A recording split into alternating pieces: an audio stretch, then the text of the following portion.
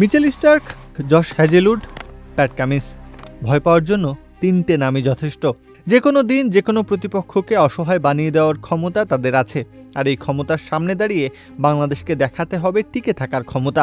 অস্ট্রেলিয়ার ভয়ঙ্কর পেস আক্রমণের সামনে কেমন হবে বাংলাদেশের পরিকল্পনা?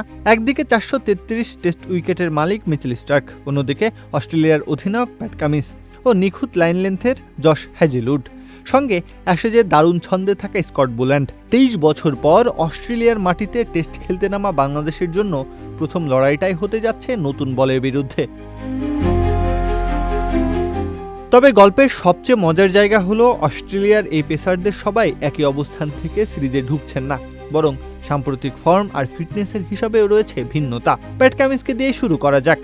চোটের কারণে অ্যাশেজের শুরুটা মিস করেছিলেন অস্ট্রেলিয়ান অধিনায়ক। পরে অ্যাডিলেডে ফিরে মাত্র এক টেস্টে নিজের সামর্থ্যের প্রমাণ দেন। 6 উইকেট নিয়ে অস্ট্রেলিয়াকে অ্যাশেজ জেতাতে গুরুত্বপূর্ণ ভূমিকা রাখেন। অর্থাৎ দীর্ঘ বিরতির পর ফিরলেও কামিন্সের ক্ষেত্রে ম্যাচের বাইরে থাকার সময়টা তার ধার কমিয়ে দিয়েছে এমনটা বলার সুযোগ নেই। তারপর মিচেল স্টার্ক, অস্ট্রেলিয়ার পেস আক্রমণের সবচেয়ে বড় ম্যাচ উইনারদের একজন। গত বছর ওয়েস্ট ইন্ডিজের বিপক্ষে জ্যামাইকায় মাত্র 15 বলের মধ্যে 5 উইকেট নিয়ে টেস্ট ইতিহাসে দ্রুততম 5 উইকেটের রেকর্ড গড়েছিলেন। সেই ম্যাচে তার শেষ পরিসংখ্যান ছিল 6 উইকেট 9 রান।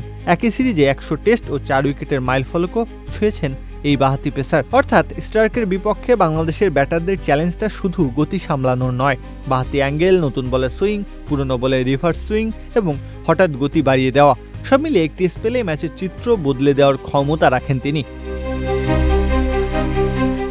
জশ হ্যাজেলউডের গল্পটা আবার একটু ভিন্ন। চোটের কারণে 2025 সালের জুলাইয়ের পর আর কোনো টেস্ট খেলেননি তিনি, এমনকি পুরো অ্যাশেজ সিরিজও মিস করেছেন। এবার সেই দীর্ঘ বিরতি কাটিয়ে ফিরেছেন বাংলাদেশের বিপক্ষে।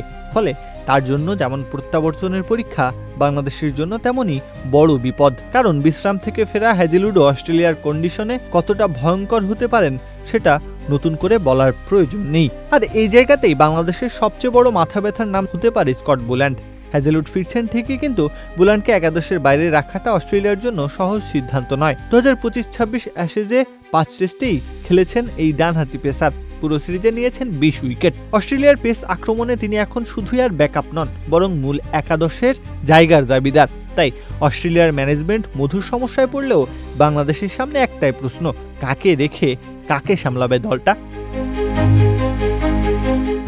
কারণ 4 পেসারের প্রত্যেকের বোলিংয়ের ধরন আলাদা। স্টার্ক বাঁহাতি, কামিন্স আক্রমণাত্মক গতি ও বাউন্সে ব্যাটারকে চাপে রাখেন। হ্যাজেলউড একই জায়গায় বল করে ভুলের অপেক্ষায় থাকেন, আর বুল্যান্ডের সবচেয়ে বড় অস্ত্র তার নিয়ন্ত্রণ ও স্টাম্প অ্যাটাকিং লাইন। একজনকে সামলে উঠতে অন্য প্রান্ত থেকে শুরু হবে নতুন পরীক্ষা। সেই সাথে বিও ওয়েবস্টার, ক্যামেরন গ্রিনরা ব্যাকআপ হিসেবে থাকছেনই। এমন বোলিং ইউনিটের বিপক্ষে বাংলাদেশের সবচেয়ে বড় অস্ত্র হতে পারে একটাই, সেটা ধৈর্য ধরে টিকে থাকার চেষ্টা। বাংলাদেশের ব্যাটারদের সবচেয়ে বড় পরীক্ষা হবে নতুন বলের প্রথম ঘন্টা। অফ স্টাম্পের বাইরের বল কতটা ছেড়ে দিতে পারবেন তারা, শর্ট বল কতটা নিয়ন্ত্রণে খেলতে পারবেন, আর শুরুতেই উইকেট হারানো থেকে কতটা নিজেদের বাঁচাতে পারবেন। সিরিজের গতিপথ অনেকটাই নির্ভর করতে পারে এসবের উপর।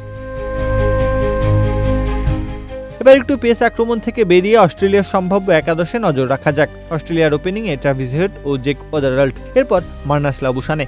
অভিজ্ঞতার ঝুলি হাতে দেখা যাবে স্টিভ স্মিথকে। ক্যামেরন গ্রিন, বিও ওয়েবস্টার ও উইকেট কিপার অ্যালেক্স ক্যারি মাঝের সারিটাকে মজবুত করে তুলবেন।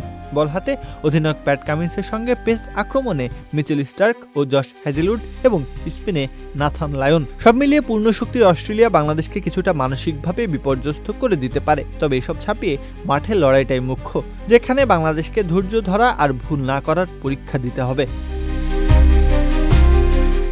প্রত্যহ কাব্য, খেলা 71।